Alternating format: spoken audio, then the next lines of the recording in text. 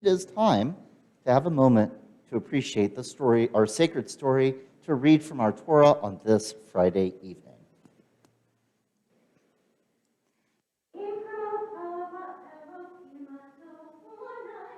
V'yein ma'asecha malchutecha malchut kol olamim umemshaltecha bechol dor v'dor.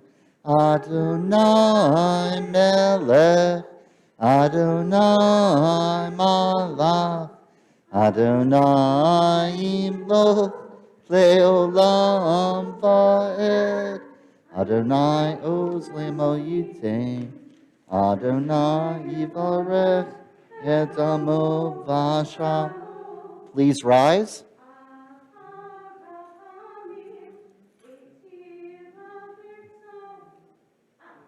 Ki mitzion tetzeh Torah, Ki mitzion tetzeh Torah, Udevar Adonai Yerushalayim, Baruch Natan Torah, Torah, Baruch Natan Torah, Torah,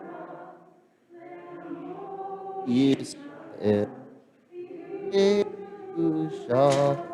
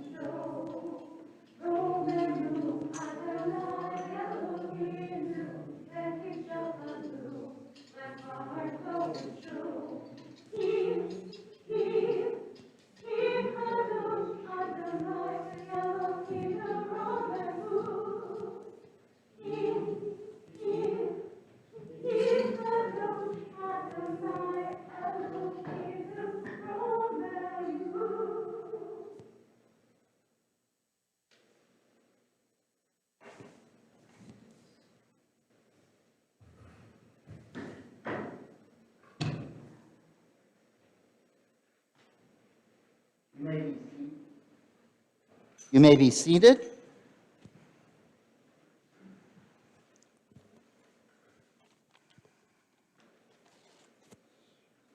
Our Torah portion on this Shabbat evening is for Ki Tissa. It is in the book of Exodus, chapter 33, verses 17 through 23. And so give me just a moment to slide over to it.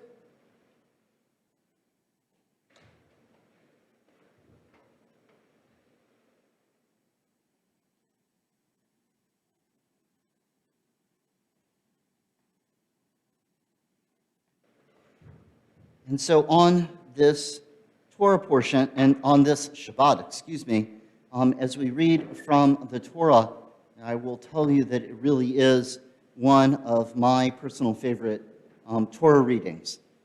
Earlier in the Parsha, there is the episode of the golden calf that Moses has been up on the mountain for 40 days. The people lose connection with Moses, lose connection with God, and make the golden calf. And of course, there's the destruction of the first set of tablets and all of the real heartache and fear and sin and loss and yucky stuff of that episode. Here, in this moment, you have Moses hanging out with God, standing before God, and saying there's something not complete, not some whole moment of connection in our relationship, God.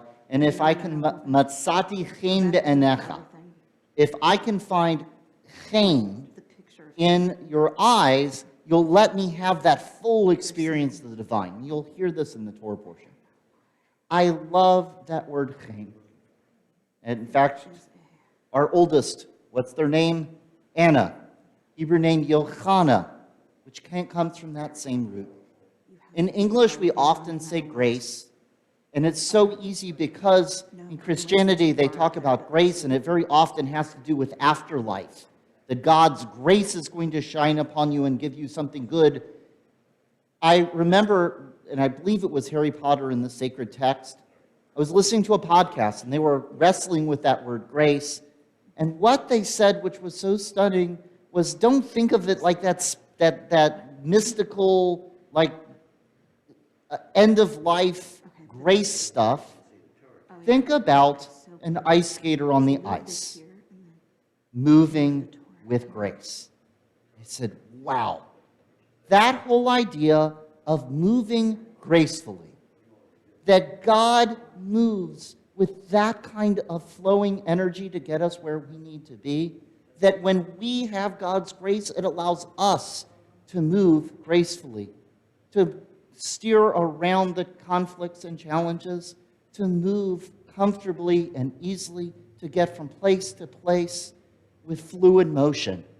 It is such a powerful and beautiful image. It is one of those words that I use to challenge myself often to say, how do I move and how do I take on my world with that kind of grace? We'll see it in this Torah portion, even as Moses and God are discussing whether Moses can have this experience. My favorite moment. God says, you can't do it all, but I'm going to set you in the cleft of the rock and put my hand over you to protect you, and you'll just get that little glimpse, that little moment of connection as I pass by. It is truly incredible and powerful, what a model for our spirituality, but what also a model for as we move through the world, not just to move with grace, but to look for those opportunities as we pass by someone and they need a little bit of our shelter, or to acknowledge when we have those moments where there's just a little crack in the world, a little split in the universe, when we see that beautiful energy of something infinite and eternal. And so our Torah portion, as I said, is from Exodus chapter 33, verses 17 through 23. I will be reading from right here, and so I'm going to do the Aliyah. This is the first time we have had a Torah service on a Friday night in far too long, and it's my hope to get back to our custom we used to have, which is at least once a month. Tomorrow morning will be Torah study if you want to study this more in depth. And so I offer these words. Baruch hu et Adonai hamvarach. Baruch Adonai hamvarach le'olam va'ed. Baruch Adonai hamvarach le'olam va'ed. Baruch atah Adonai Eloheinu melech haolam asher bachar banu mikol ha'amim v'natan lanu et torato. Baruch atah Adonai noten ha'torah. Amen. Vayomer Adonai el Moshe. God spoke to Moses. Gam et hadavar hazeh asher dibarta eseh. Yes, Moses, this thing that you ask me, I will do it. Ki matzata chen be'enai. You have found chen, grace in my eyes. Va'ada'acha b'shem. And you will know on an incredible level my name, my identity, you will understand it. Vayomer, God said, Hare'eni na et kvodi, behold, you will see my kavod, that glory of God, that so powerful that it feels your mass and you can feel its presence. Vayomer, and God said, Ani evir kol tuvi al panecha, I will let all of my goodness pass before you. The karati b'shem Adonai lefanecha, and you will hear the name, the identity of God before you. The chanoti et asher achon, because all of the grace will become will grace you. The richamti et asher arachem, and all of the compassion will compassion you. Vayomer, but God said, Lo tuchal lirot et panai, but you cannot see my face. Ki lo yara'eni ha'adam v'chai, because no human can see my face and live. Vayomer Adonai, God said, Ine makom, iti, here's a place with me. The netzavta al hatzor, I'll put you on that rock, the hayab avor kvodi, and my glory will pass before you. The samticha b'nikrat hatzor, I'll put you in a cleft, a little hole in the rock. The sakoti kapi alecha, and I'll put my hand over you, ad of ovri, until I've passed by. Vahisarti et kapi, and then I'll lift my hand. The V'ra'ita et acharai, and you will see after me. A lot of discussion in my house, whether I could say, and you will see just the bare back of my tushy, or the just little bit of my presence that passes by. Lo yir'u, you will only see that little bit of me that passes by.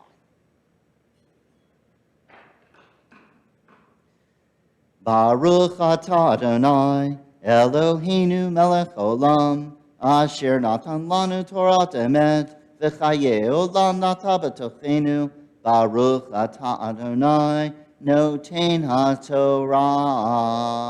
Amen.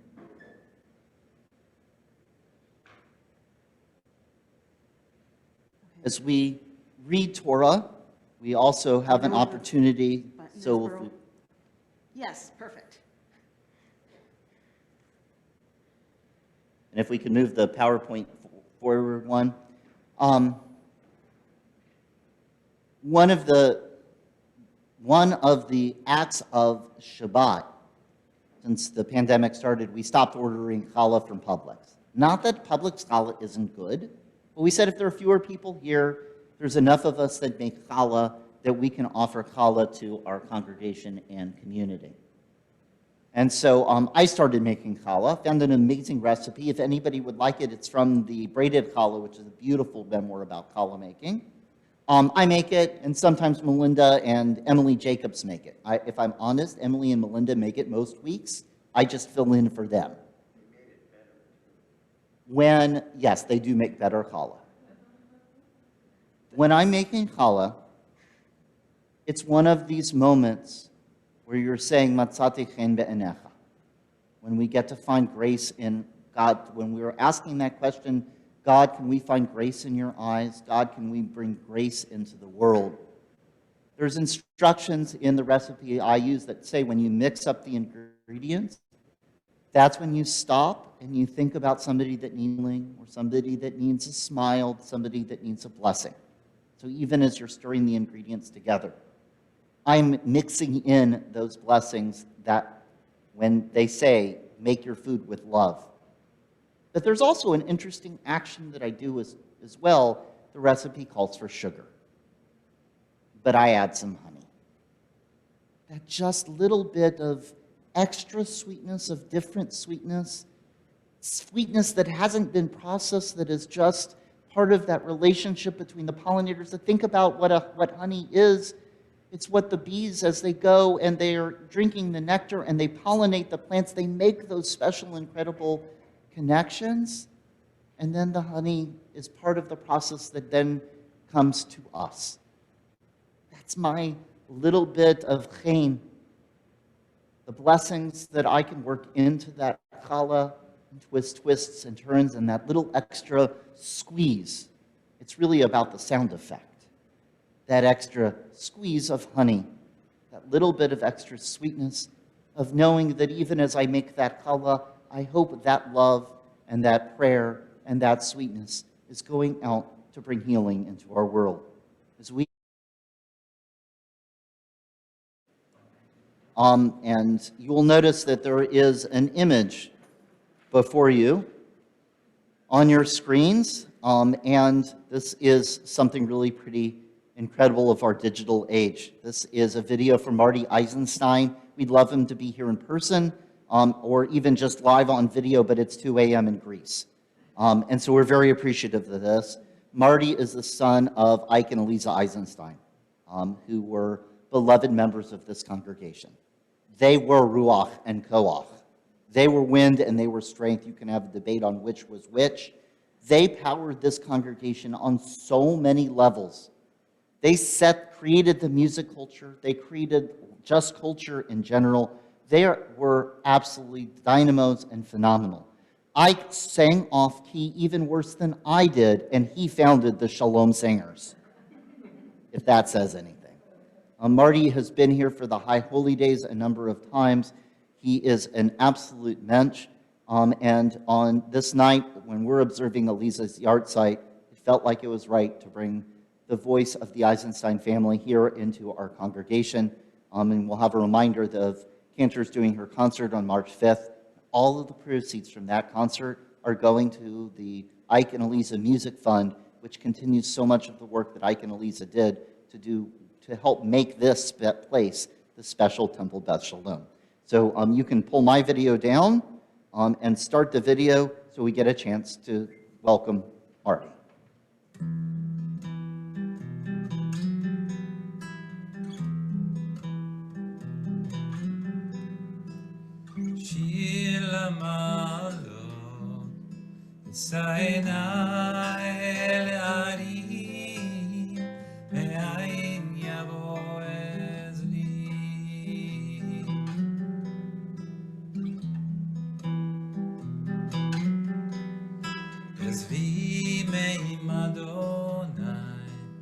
שמיים וארץ, הייתן למות רגליך, אל ינום שומרך, הנה לא ינום ולא יישן, שומר ישראל, אדוני שמורך, אדוני צילך, על יד ימינך, יומם השמש לא יכגע וירח בלילה, אדוני ישמורך מכל רע, ישמור את נפשך, אדוני ישמור צאתך ובואך, מעתה